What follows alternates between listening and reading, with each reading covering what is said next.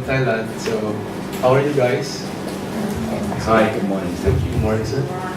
So, here I would like to discuss on how we give importance and how we value our life by sharing different behavior, experiences, and different perspective in life of different seafarers on board the vessel.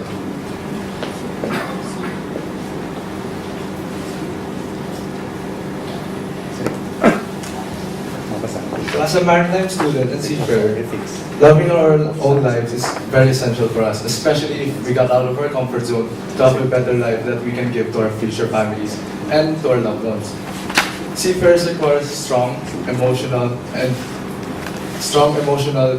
and physical capabilities since they will be enduring different struggles, drudgery, and especially in terms of psychological aspects. Then, as soon as they board their second home, which are their respective vessels, they will be encountering different new things in life, which usually is our first time encountering it.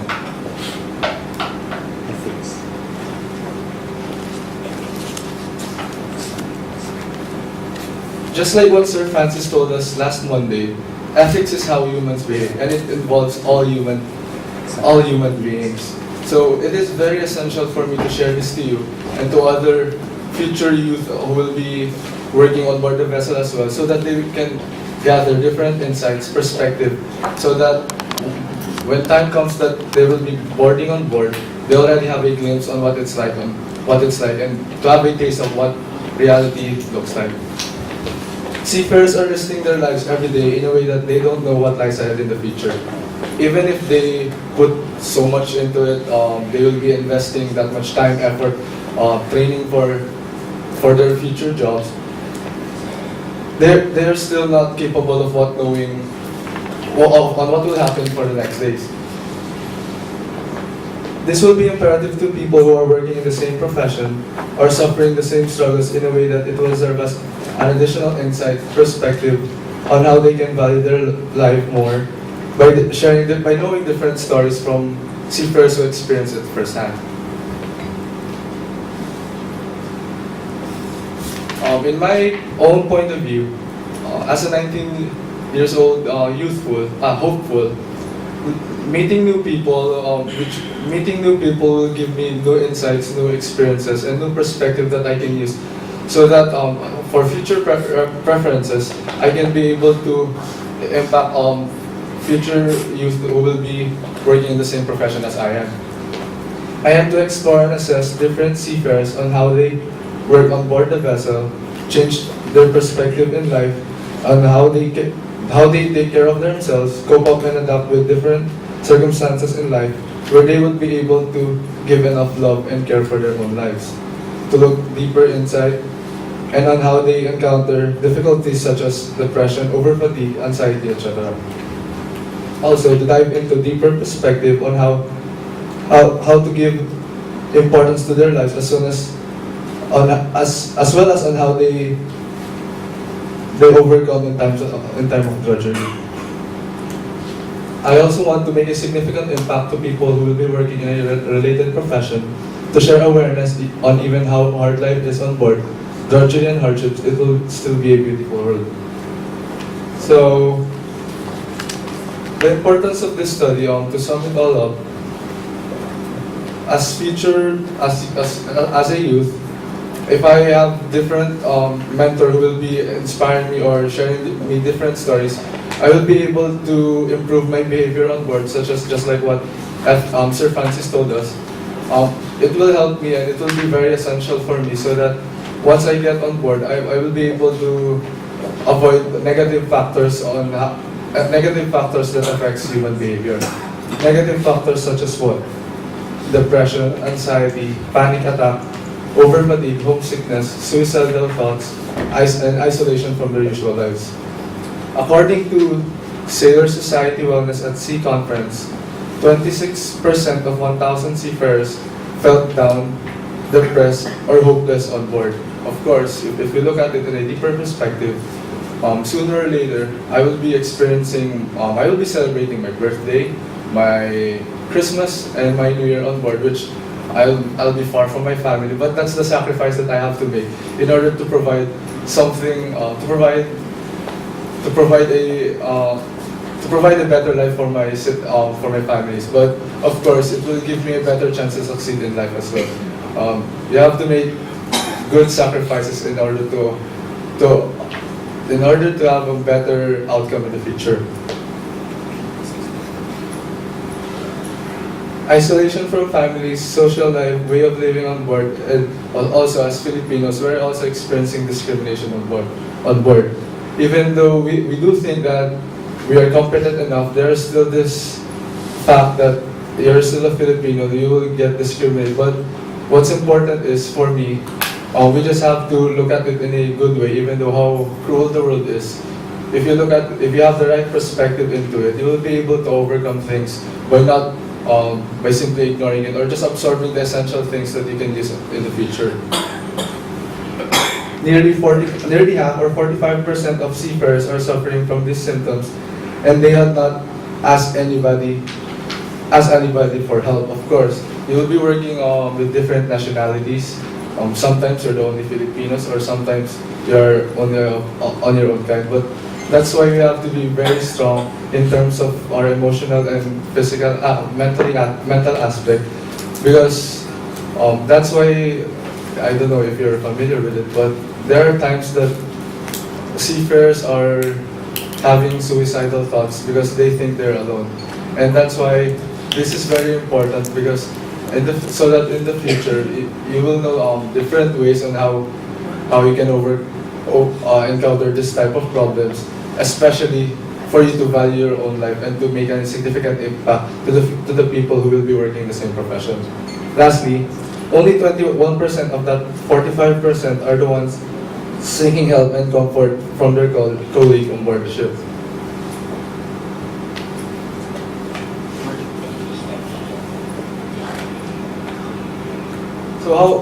So these are just simple methods that I want to share to you on how can I make this very essential and useful for us youth. First, we have to conduct an interview and open forum if there's a chance with different seafarers who experience this type of problems firsthand, so that they will be able to express their own experience freely in order to squeeze out the necessary information, and that will be essential in this research. Also, listen and gather insights from people who experience it and relate it to the concept on how can we make an impact to people who are suffering the same difficulties. So to sum it all up, as a future seafarer and a youth who got out of my comfort zone, and I was able to discover what life is after that. This will be very essential to people who are not seeing the deeper perspective that there are still ways that we can give importance to our lives, as well as loving it as much as we can. Hence, gathering all experience and realizations from different people will help us to achieve our best version, as well as by knowing different things, it will help us to overcome and to act and accordingly with different problems. Then lastly, I just want to share you some thoughts about this perspective, so that even though in times the problem right now is we're only looking in some things in a narrow perspective, but in life, perspective is the way we see things when we look at them from a certain distance, and it allows us to appreciate their true value. So without further ado, count that's thank you in Thailand, and I hope you enjoy and know something essential in our field of work. Thank you.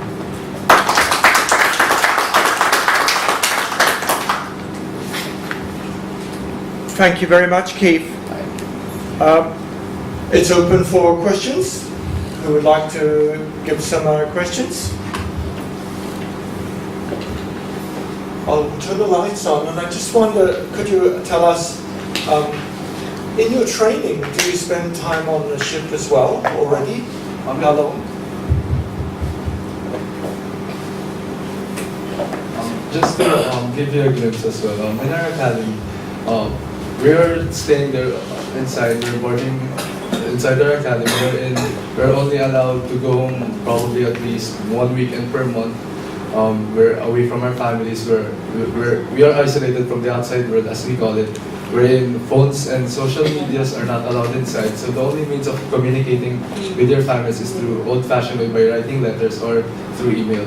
And this training helps us to become more ready and prepared in the future when worst comes to worst that our vessel our vessels won't be having internet connection, so that we already experience the worst case scenario inside our academy, so that during on board we'll be able to act accordingly with the right judgment. Yes, please, Carla. Have they done anything like reaching out to teach the young people meditation or mindfulness practice, or are any of these things accessible, or are they using these things to help the young people to acclimate? As of now, only a few youth are open to listening to different seafarers. That's why it is. I'm curious. Actually, I want to spread awareness as well to my classmates or future seafarers who are younger than me, so that even they think that listening to them is not useful. But I do believe that by learning or listening to the seafarers who experience it firsthand, it will be very essential for us. That's why I want to share this once I go back to my country and to my academy, so that they will know and they will have this deeper perspective that this will be effective and this will be essential for us. Thank you. Other comments or questions? Yes, please. Terry. As you probably, or as you should know, there've been a lot of difficulties with Thai fishermen, and for instance the European Union has tried to stop, has attempted to stop a lot of imports of fish from Thailand. And the reason that the EU have made that policy, I know they've taken it back now, but they were very concerned about the quality of life on board ships in Thailand. Do you think there have been many changes in the last maybe 2 years for the quality of seamanship on Thai boats? I do believe that there's progress in it. The fact that, especially when it comes in relation to technology, technology gives us progress on how can we make our life on board to become more effective and more to increase the quality as well, so that we will avoid having negative thoughts, and so that we will be able also to focus on our jobs even more. Yes, Notsa, please.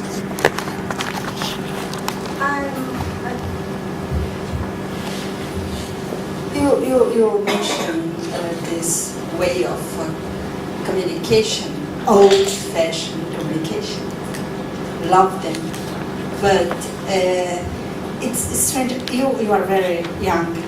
People now live more on web than in the real life. So you have a chance to be 3 weeks on real life, not on web. And you see, you have two kinds of life, a virtual one and the real one.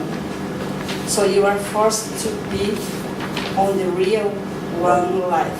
I'd like to hear or to listen a little bit more about your feelings of being in this real life.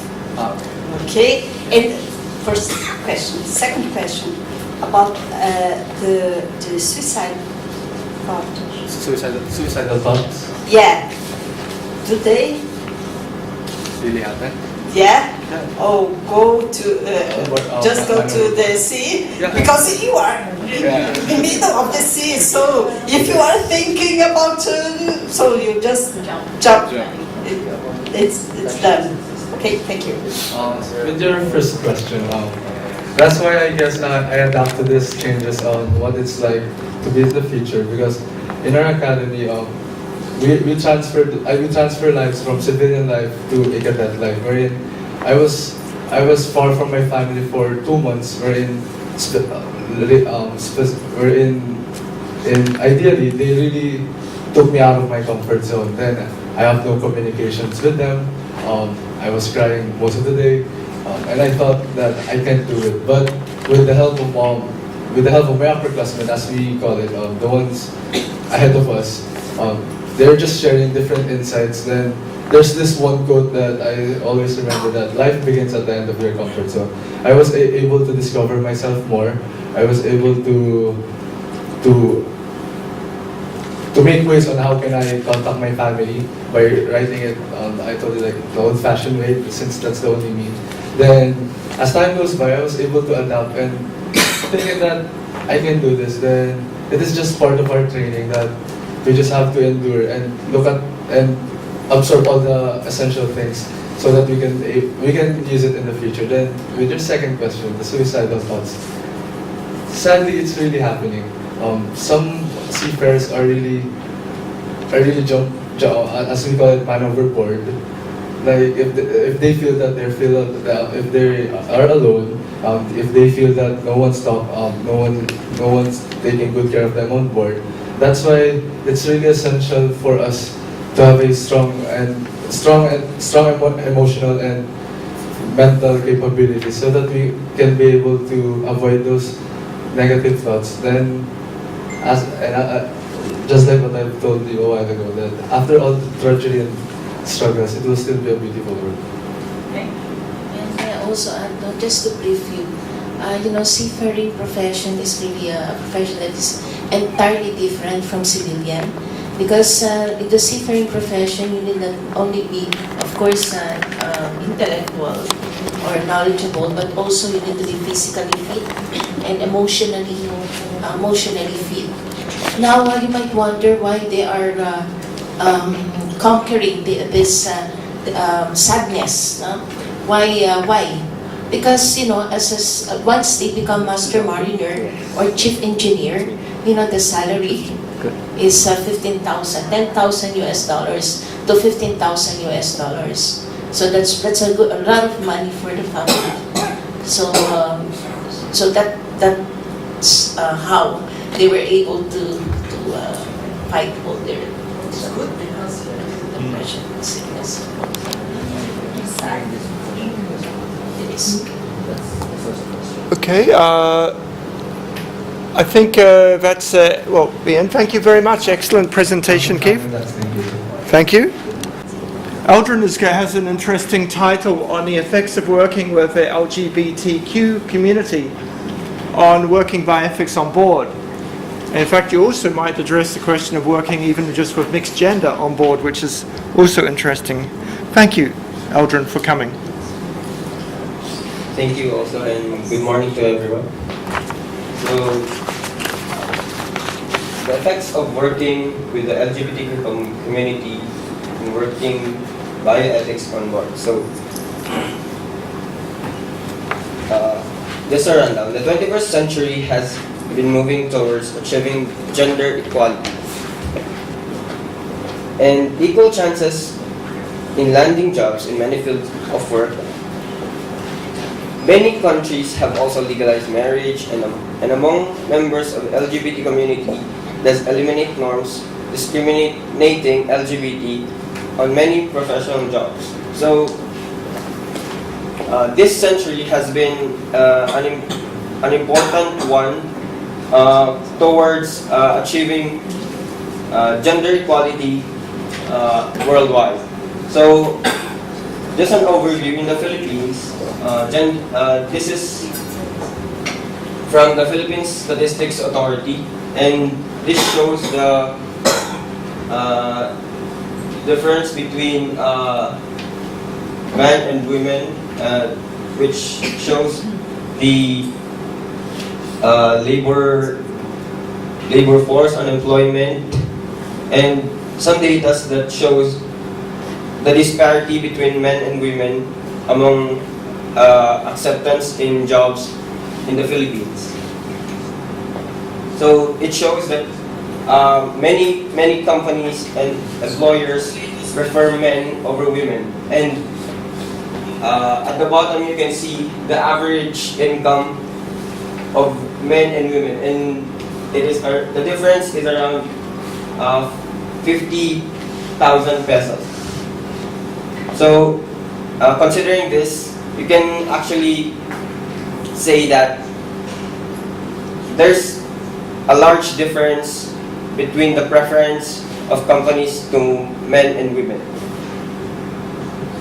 So also, this is from Johns Hopkins faculty data highlight how gender disparities in salary add up over a lifetime. So it says that men has a higher salary over time compared to women. So considering all this, also there's a large gender disparity between occupational preferences. So there are a few fields of jobs that women are being preferred over men, such as healthcare and education and training. But overall, men is otherwise more preferred than women. So women earn less than men at every educational level. So let's compare it to the LGBT community. So 80% of heterosexual employees reported that they feel that LGBT people should not have to hide who they are at work. So also, 1 in 4 LGBT employees report hearing derogatory jokes or negative comments such as that they're so gay while at work.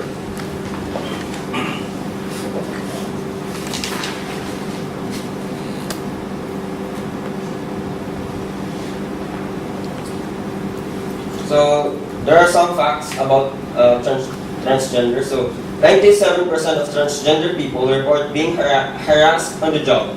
47% report an adverse unemployment outcome such as being hired, being fired, and not getting an earned promotion. 26% of transgender people report being fired at some point in their career. 19% report being homeless at some point in their life.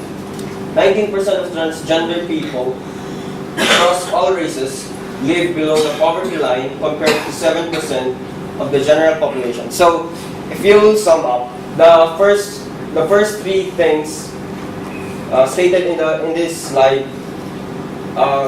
summarizes the last line. 15% of all transgender people across all races live below the poverty line. So, if you compare, it is double as the general population. Why? Because companies prefer men and women more than the people of the LGBT community. That's why the LGBT community now is experiencing poverty twice as much as men and women in general. So around the world, throughout Europe, being gay or lesbian is legal. However, there's an east-west divide on further LGBT rights. In May of 2017, Taiwan became the first Asian country to legalize sex marriage. In Japan, LGBT market is worth an estimated $600 billion. Guyana is the only country in South and Latin America where homosexual is illegal and punishable by prison. In 2013, Uruguay passed the same-gender marriage law by a large majority. So here we can observe that there's a divide between regions to acceptance of the LGBT community. The Western world adjusting and accepting the LGBT community, while the low-income countries still standing on their cultural norms, which greatly affects the economic progress that the country is experiencing. So there are a lot of cultural contexts in this topic, the intersection of race and sexual orientation. Whereas 16% of white same-sex couples in the US have children under the age of 18, the picture changes significantly for African same-sex couples, of whom 40% are raising children. LGBT African Americans overall have higher rates of unemployment than non-LGBT African Americans, which is 15 versus 12%, which again boils down to the LGBT community being at the poverty line twice as much as the normal gender. So LGBT African American families, which children earn about $16,000 less per year than African American opposite sex families with children.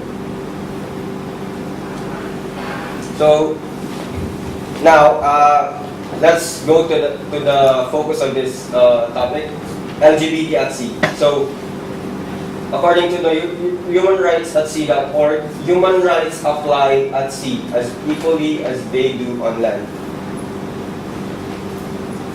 And to give you another perspective, this is from the US Navy.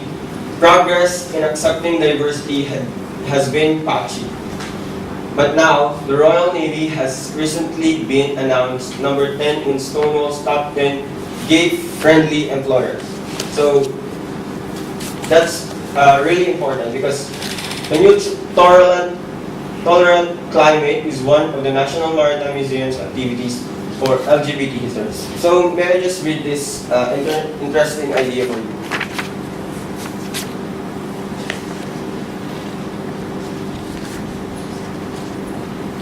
How is sexual and gender diversity different for seafarers than for more usual occupations on land? So,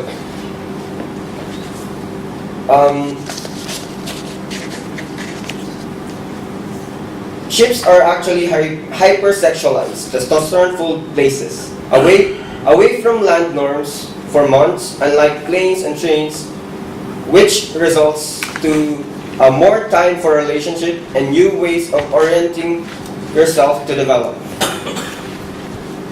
So, if we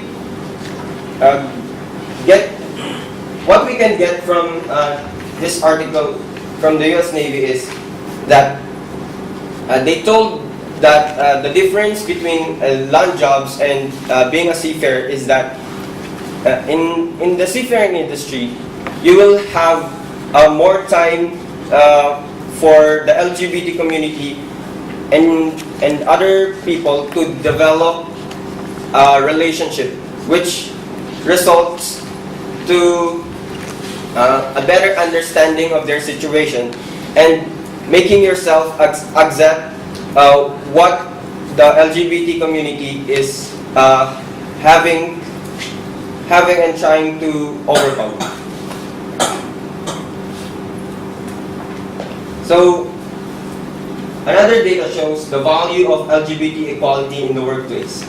So, a report by OutNow estimates the US economy could add an extra $9 billion a year if companies improve their ability to retain LGBT talent through implementation of inclusive policies. Countries where such policies do not exist are missing out. The World Bank estimates that India is losing $32 billion a year in economic output precisely because of widespread discrimination against the LGBT people. So, working with the LGBT really means a lot in many places, many workplaces, because LGBT people improves the workplace condition and allowing ourselves to consider orienting to acceptance of LGBT people to develop closer relationship removes barriers in the workplace that could increase our productivity as a whole in the job. So acceptance builds relationship, and over time, cultural and social norms changes, and as small communities changes their social norms and cultural norms about the LGBT people, will be getting closer to achieving equality in the workplace. By forging an international culture of inclusion that transcends national policies, yet is aware of them, companies have tremendous opportunity to leverage their global influence to shape socio-economic progress. Employees of international corporations should be able to feel reassured that regardless of the national context in which they live, when it comes to work, they will not suffer discrimination because of who they choose to love and who they choose to be. So this is a map stating the overall public support for transgender rights in countries, and it shows that Spain, and you can see that that America and Europe mostly are the ones accepting and implementing laws regarding LGBT acceptance and LGBT awareness at work. Also, there's in the Fortune 500 companies, around 20% already have implemented laws regarding the rights of LGBT people, which is significant also in achieving world equality as a whole. So, another issue is the STD, or the sexually transmitted diseases, that onboard is very controversial because as you could observe, seafarers tend to go to places which, in countries or places that have brothels. So they're very much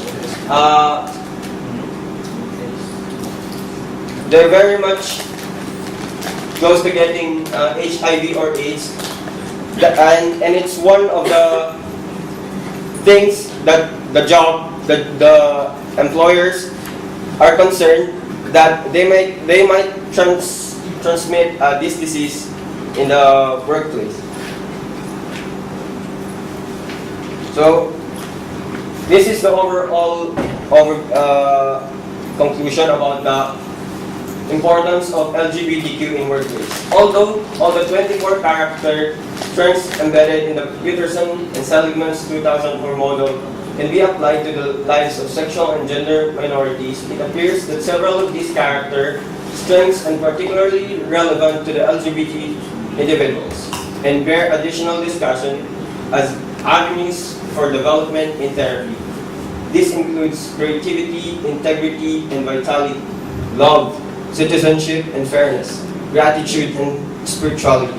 So overall, the LGBT community brings creativity in the workplace, which is very important for productivity because you're bringing innovations and new ideas.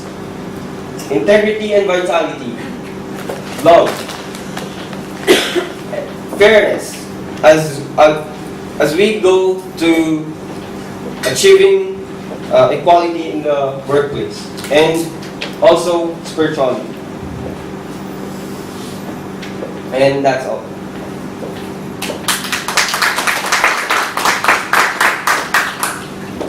Thank you very much, Aldrin. Let's open for questions. I think we may have many questions. The mic is here. Who would like to start? What's going on? Not sure. Yeah, I still thinking about those transgender. And I can't remember. There are a lot of transgender at the Marine in Philippines. I had never heard about this issue. So sorry. And I think people who have a different approach of being a body that he cannot recognize as their own, it seems to be very complicated. And they have the same right of choosing their job. So this kind of selection that we, the women, have every day, I mean, the violence against our gender. This man, for example, for a transgender that is a woman in a body's man, will experience it too. So, but all the people who have the same gender as everybody or not have the same right. Rights. Or yeah. So it's amazing that we have this kind of situation. We have I'm not telling that we should have had solved, but we are in 2019 and we have people that can even get water. So thinking about this all complex, I always think about complexity. Yes. Because we are talking here about some specific things, about sustainability, about gender, but we cannot forget that we have people that cannot even take up. Thank you. It's not a specific question. Yes. Just to add, we're actually moving. For example, India is losing $32 billion in revenue, and we could use that in projects such as, for example, to feed people, to build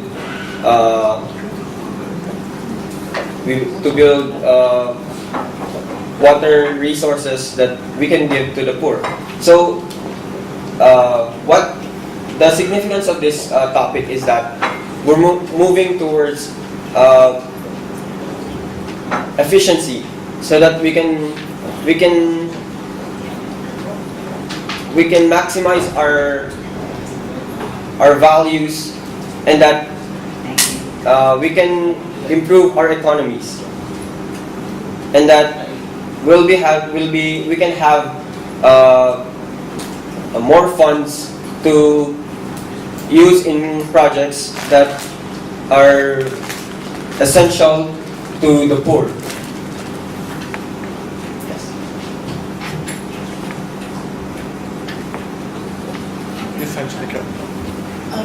When you say LGBTQ, so are you referring to all kinds of sex, like homosexual, Transgender, lesbian, gay, bisexual, transgender, and queer. I don't know what is Q? What is Q? Q is queer. What is queer? They consider themselves. Let me state an example. A queer, for example, I'm a man, and my sexual orientation is a woman, and I prefer on being a woman. But it's really complicated. But you just need to think that, for example, a queer is more like a man that considering himself as a lesbian. That's it. Just a final question. Just a question. You made mention that these people, they are discriminated in the workplace, which is of course the prerogative of the companies. Now, I'd like to hear from your perspective, from your point of view. Having said that, what do you think should the LGBTQ do in order for them to be accepted in the community, in the workplace particularly? Actually, this is a very hard question, because the LGBT community doesn't have much to do, because in the first place, the problem is it's at the other end, the receiving end, because no matter how the LGBTQ respond to many problems that they are facing, if the receiving end, the people that consider themselves as just men and women, don't accept their identity, the identities of LGBT people, will not move towards achieving any progress towards achieving a global gender equality as a whole.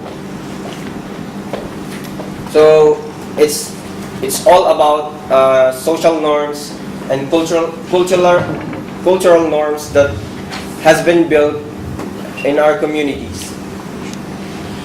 Please, across the table. Thank you. I'm just curious, is gender preference ever an issue in the admission requirements of Actually, in our school, it's never an issue that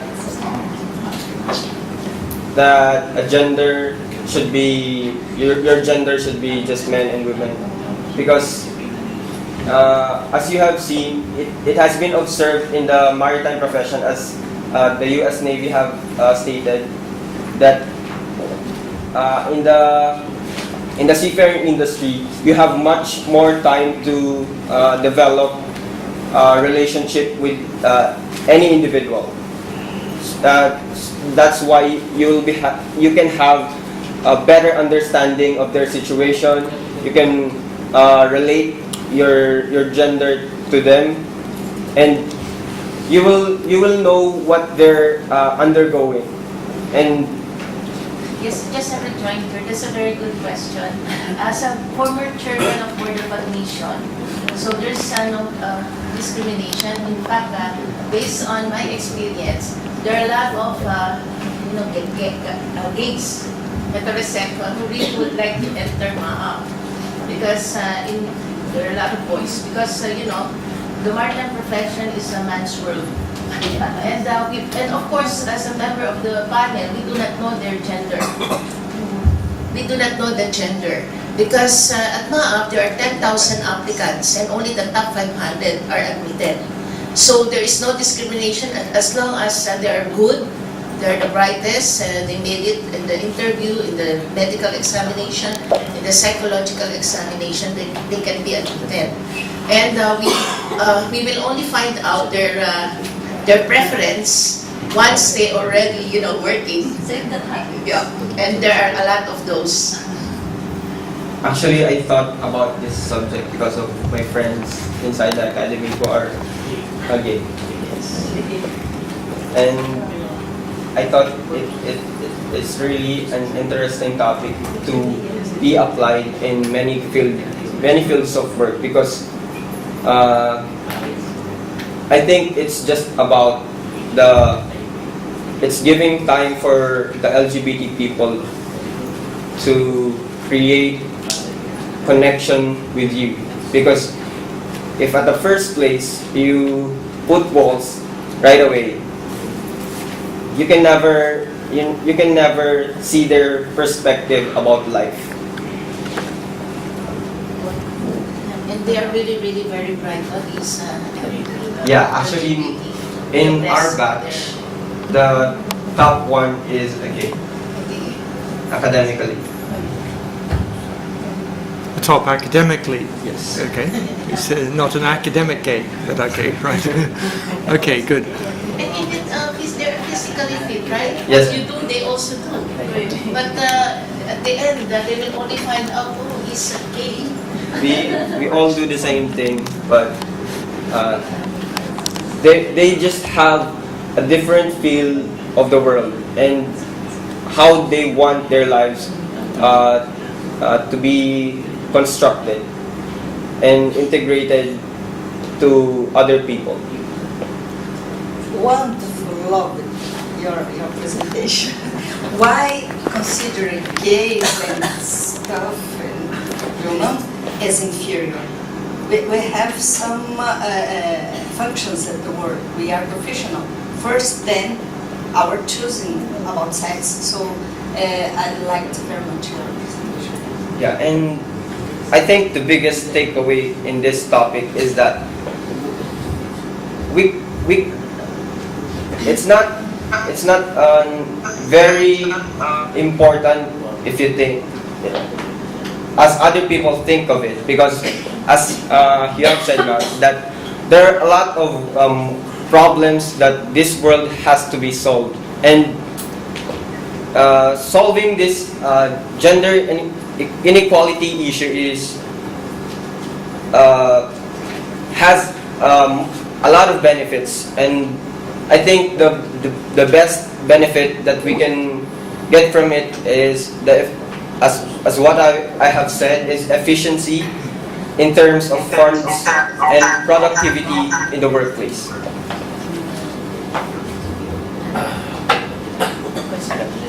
I come from Israel, from Tel Aviv, and maybe you might know that Tel Aviv is one of the best places for LGBT community, one of the places where they have most freedoms, and it's good, according to my opinion. In fact, we've just published a book in my college, university to be exact, about LGBT in Israeli society, human rights and interrelationships. But my question goes quite the other way. What do you think about LGBTs going forward with all these gay parades and showing off and all this? Don't you think it's too much? I mean, as long as you get equality, as much equality as any state is ready to give, why do we need these extravagance to go on and stating something? I think it's overdoing. What do you think about it? I think their purpose is just to raise awareness, and if you want it on a global scale, you should make it that in a way that it's like everyone is talking about it, so that the rate of awareness will be high too, and that we can achieve gender equality as permissible by our communities as faster as possible. Yeah. How about empowerment? So, in terms of empowerment, I think it's just a giving chance, just like what the 20% of the 500 Fortune companies have made, that we should give more rights, and not more, equal rights as what men and women are receiving in companies. And actually, LGBT community experiences bullying in some companies, and these Fortune 500 companies are putting laws that against anti-bullying in the workplace, which I think promotes peace and also acceptance, and that the other employees in the company will allow themselves to hear and listen about the LGBT people. Thank you very much. Thank you. It's an excellent presentation on a very good topic, and you answered very well the questions as well. Because the question of empowerment of anyone has a right to promote their club or their belief, and it's very interesting, the parades. we should have bioethics parades. I think that's would be the equal enthusiasm, or overpopulation parades, or environmental ethics parades. So we take, I think, useful lessons from the communities who want to promote their empowerment and have fortunately done so. The third in our series from the ocean is Fajardo, Ethical Challenges to Medical Assistance. Thank you very much for coming. Good morning, Ma'am Sir. I'm third class Fajardo from the Maritime Academy of Asia and the Pacific. And I would like to talk about the ethical challenges of medical assistant at sea. First and foremost, I would just like to talk about why I chose this certain topic. It's mostly for personal reasons, because on my mother's side of the family, more than most of us are seafarers.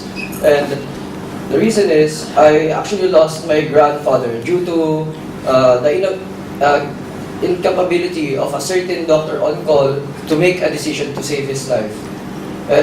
Because from what my mother has told me, it was because the doctor was in conflict with the medical code and medical code of ethics and medical law regarding the decision to save his life. So yeah.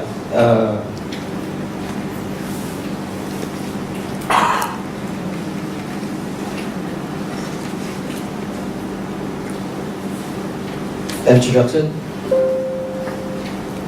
So, ethical challenges of medical assistance at sea. Communicational devices have paved the way for seafarers to be able to get medical services while at sea through telecommunications known as telemedical assistance services. Telemedicine is anyone here doesn't know about telemedicine? Basically, for a short panel about telemedicine, telemedicine is the use of telecommunications equipment to give medical assistance to places that are far away, or mostly in onshore. It's used for home services. Like if you have a certain disease at home, you could always call to the hospital offering telemedicine or telecommunications medical service, so that you won't need to go to the hospital yourself. You'll get a consultation at home. So yeah. The service is to alleviate the isolation at sea of both the victim, the sick or injured person on board, and the officer responsible for giving the treatment. This kind of service has its own ethical pitfalls, and those pitfalls is what I hope to address in this presentation. Of course, on board merchant vessels, we don't have a medical professional on board. Actually, the person responsible for medical services is the second officer or the second mate, which is usually delegated by the captain.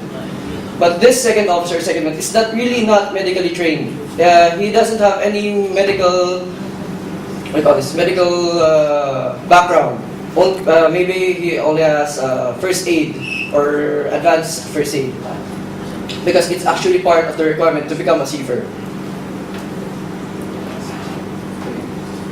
Okay, the scope, what I hope to address is these three topics: telemedicine and its effect on the physician-patient relationship, quality of medical assistance at sea and its ethical implications, and also one of the most important things about what I read about the medical code of ethics is the informed consent of the patient. So, telemedicine and its effects to the physician-patient relationship. The points given are one of the problems relating to the medical assistance on board. So, of course, in the vessel, as I've said earlier, there's no medical professional on board. So, when it comes to emergencies or accidents on board, the captain usually just calls through a shore service like telemedicine to consult regarding the situation, the accident or the situation they are in. So a physician may not get the whole picture of the medical history of the patient. Of course, us seafarers will be going around the world, and our medical records or our previous medical consultations are usually back at our home country. back at our home country, usually we have a family doctor, right? What if for that certain seafarer, something happens, some accident happens on him while at sea, and they needed to call a doctor through telecommunications equipment? How would the doctor know what are the things that procedures or what surgeries did that certain person go through first? Maybe that's one of the ethical issues, because from what I read on the medical code of ethics, I think, it's a medical law, I'm actually not sure, but the doctor should have a clear view of the medical history of the patient to properly diagnose him or to properly give treatment to the sickness or the accident that happened to the seafarer. Of course, how would that person get proper medical records from the hospital back at the home country of the seafarer through telecommunications equipment? So the problem here is mostly to the doctor or the doctor on call. He needs to give a diagnosis or a prognosis or a treatment to a patient that is unknown to him. For example, the patient might have undergone heart surgery, and the medicine given to him would induce like minor heart palpitations. Then that will be putting the patient on a more dangerous situation. Second, physicians does not have the full control of where the patient's health data may be sent or heard, because telecommunications while at sea mostly goes through communication centers like offshore offshore radio stations, which they go through, and the offshore radio stations is where they connect to the hospital. Of course, in the medical code of ethics, confidentiality between the physician and patient is of utmost importance. So how would the doctor or how would the patient be sure that there's no one listening on the other side, or there's no one else listening to their conversation on the telephone or in the communications equipment? Because at sea, mostly it's only frequencies, and a lot of communications equipment can be put on the same frequency as that frequency where they are talking. So it's the channel is not secure. So that's one of the problems of telemedicine right now, and that's I just wanted to raise that awareness. Dialogue between the physician and patient is crucial, but it rarely happens on board, because usually the person that's calling the doctor on call or the telemedical services is the captain or the second officer.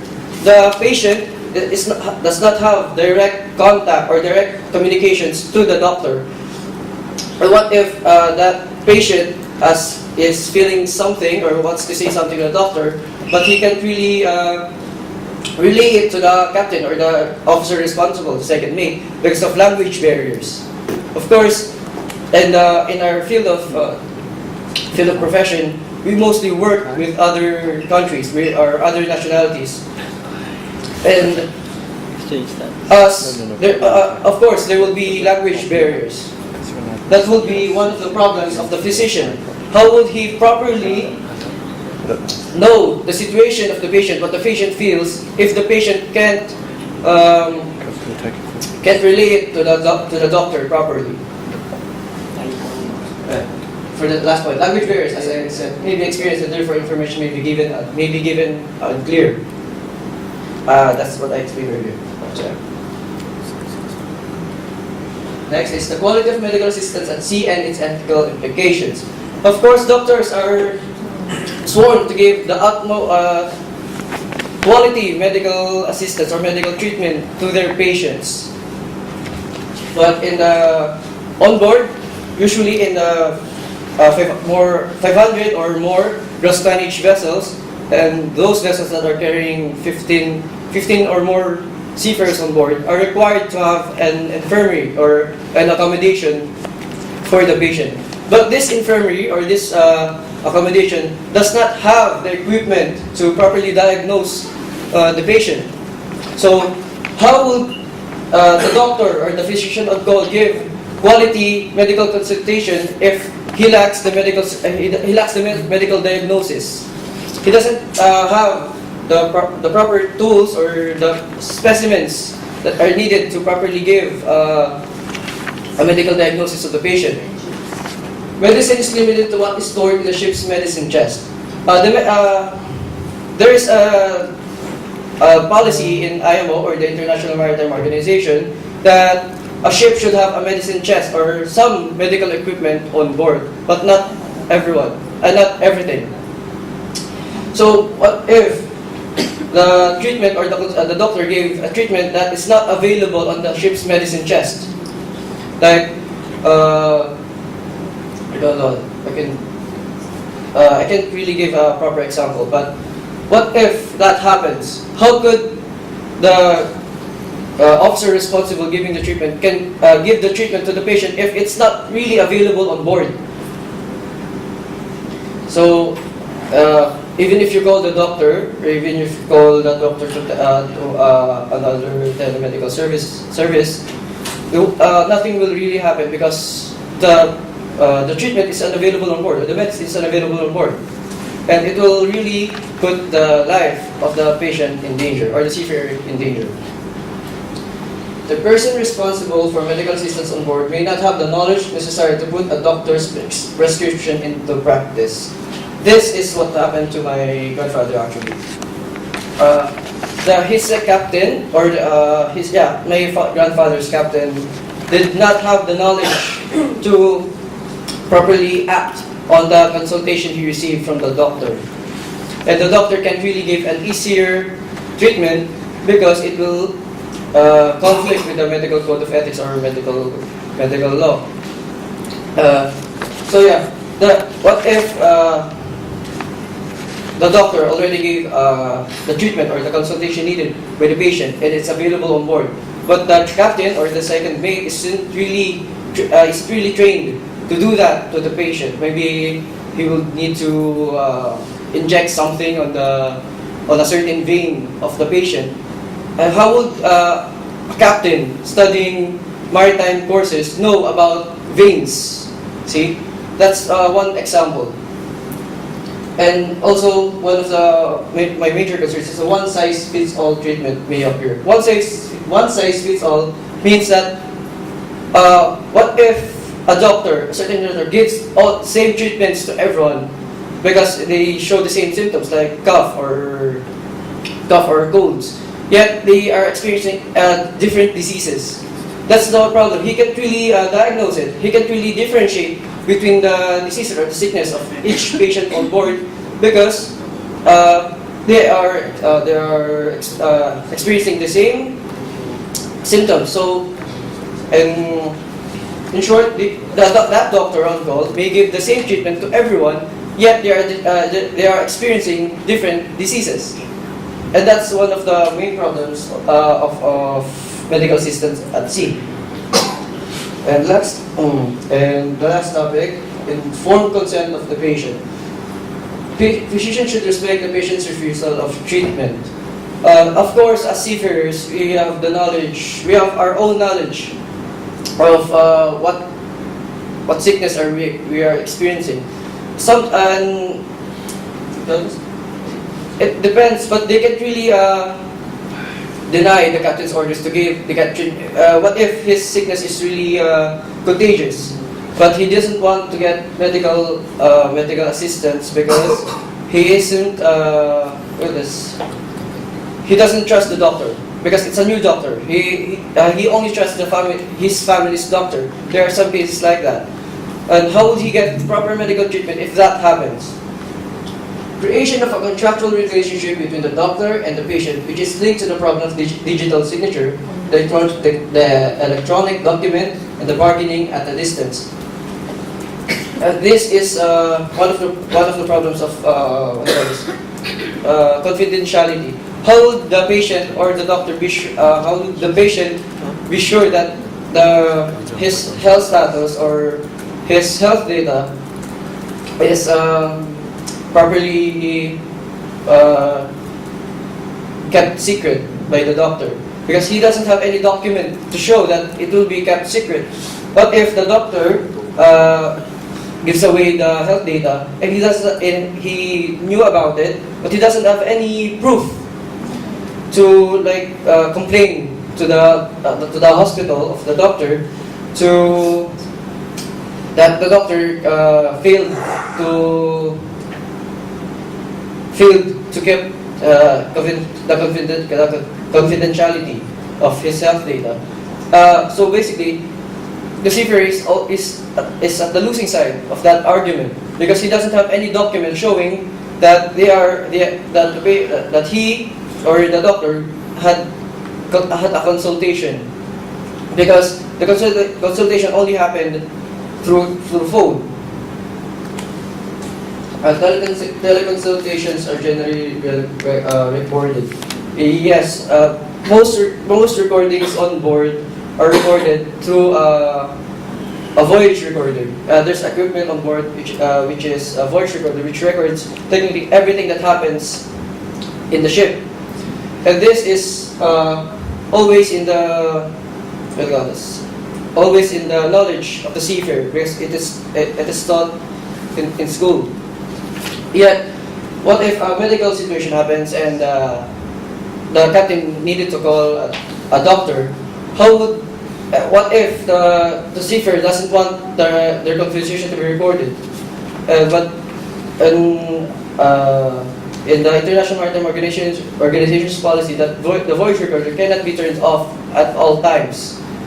So what happens is that the patient loses the right to keep the confidentiality or the conversation to him, the captain, and only to the doctor. And that is one of the problems of medical assistance at sea.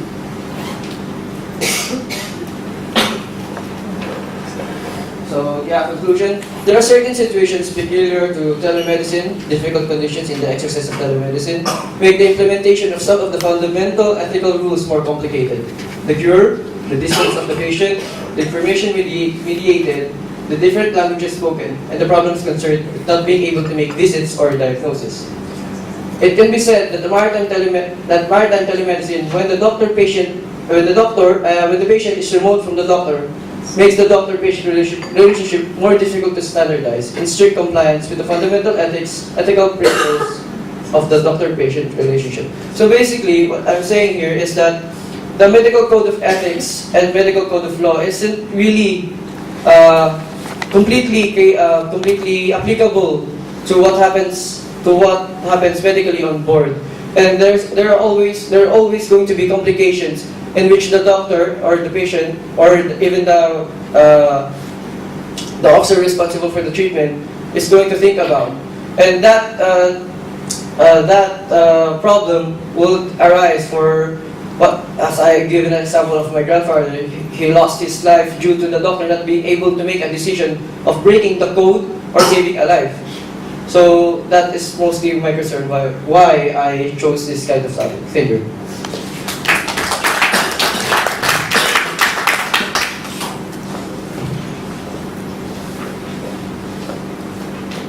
Well, thank you very much. And I think it's actually a very interesting question here. Some religions also have this dilemma. They have very strict laws, but then the ultimate law in many is to save human life. So that needs to be the trump card to overcome all the other little laws. That if you're saving life, that is the most important. And maybe in the maritime code, it probably mentions the value of human life, but maybe needs to be, you're suggesting maybe it could be editing to make this above all the same as in some religions, save human life, save life. Of course, you may want to just say save life because then there are other lives as well. I'm wearing my waiver tie now for giving certificates. So, other questions or comments, please? Please, Carla. The mic at the back. The discussion of healthcare in maritime situations is reminding me of the South African, the Antarctic bases, and I think perhaps some maybe somewhat similar situations happen. The people who go to Antarctica for winter over, where they're in very isolated situations with small communities, and there have been either biomedically or psychologically the training that they have to go through to be in those situations, the tests they have to pass, and situations where there have been psychological traumas, emotional traumas, or biophysical traumas. I remember there was one young woman doctor who ended up operating on herself because there was no access to other medical care, and then we had one young man, I think, who ended up psychologically committing suicide because of the sense of isolation that he wasn't capable of dealing with, and that increased the training that was required for them psychologically. In the maritime profession, we actually don't, captains or the medical personnel responsible for the treatment on board can't really have access to the medical training needed for those kinds of situations. Because of course, they are also needed by the company to operate the ship, and that knowledge can conflict within the scope of their within the scope of their study or within their real profession.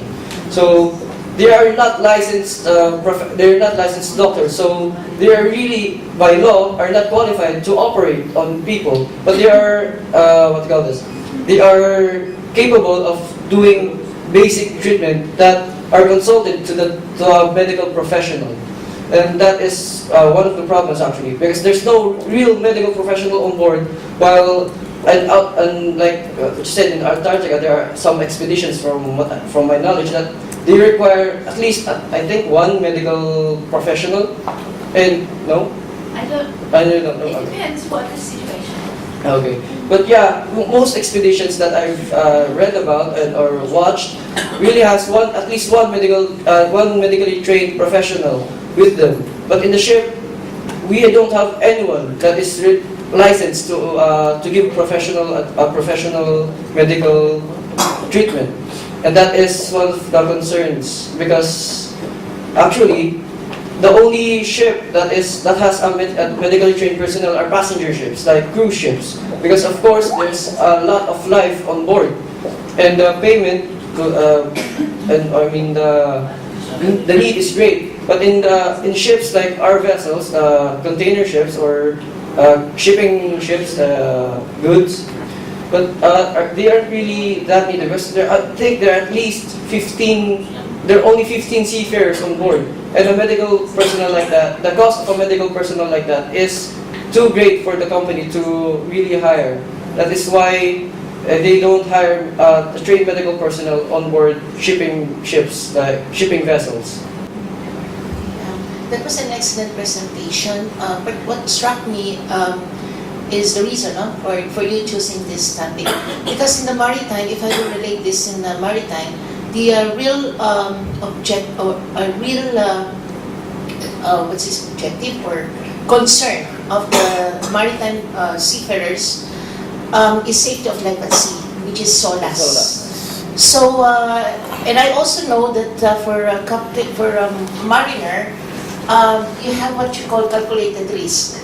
They decide immediately that would they can even break the rule, no? Because their concern is the safety of life at sea. So if they think that this would be the best solution or the best route or the best decision, that is the responsibility of the master mariner, am I correct? Yes. So that relates me now to why you said that if only the doctor had immediately decided, no? That could have probably saved the life of your grandfather, because probably he related it as a mariner. They quickly decide and then weigh out things. And I remember in one of the international conferences I have attended, there is one captain. I was seated beside the PMMA president, Captain Dinoso, and the master mariner were, computing a lot of computation on board, calculating the because he's talking about preventing collision. So I asked Captain Dinoso, Cap, is it on board? Do you do such calculation? For example, you are already at risk. Are you going to do such a very long computation? Okay, he said, I will answer that later. So she said about the calculated risk that captain, they immediately decide, which is different from the medical profession. Yes.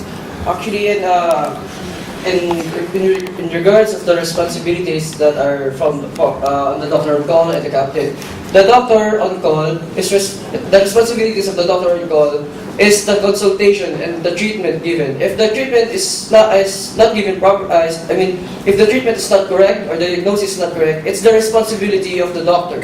And when the proper treatment or proper diagnosis is given, the responsibility of the captain or the officer responsible for the treatment is giving the treatment to the patient. So that's why I said that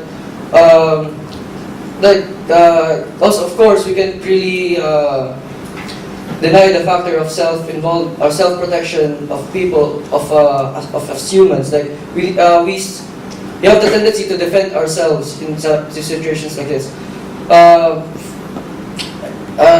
From what my understanding of the story of my grandfather is that the captain didn't have the courage to give the treatment to the patient because he was afraid that he will be responsible for the death of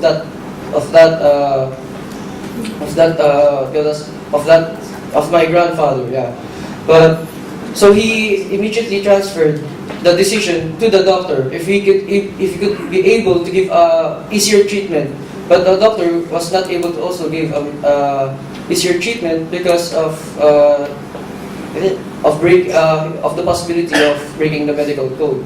I also believe that there is some form of miscommunication between the captain and the doctor because, of course, all us humans have that one ultimate rule that to save a life, right?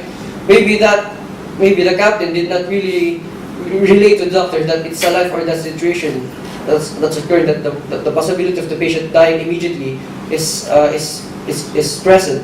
Maybe that's why I also open up the topic of language barriers and information not delivered correctly, because that is also a possibility of miscommunication, which it makes it harder to decide for the captain, and also makes it harder to decide for the doctor on call. Thank you very much. It's been a most excellent presentation. Thank you.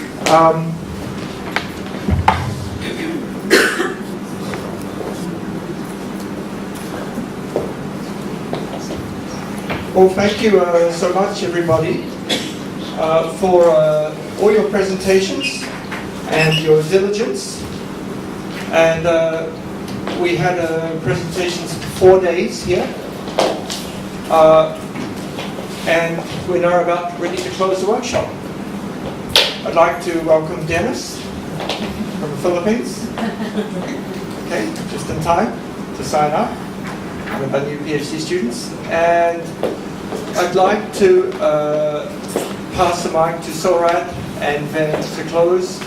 And then we're going to give the certificates outside where it's nicer.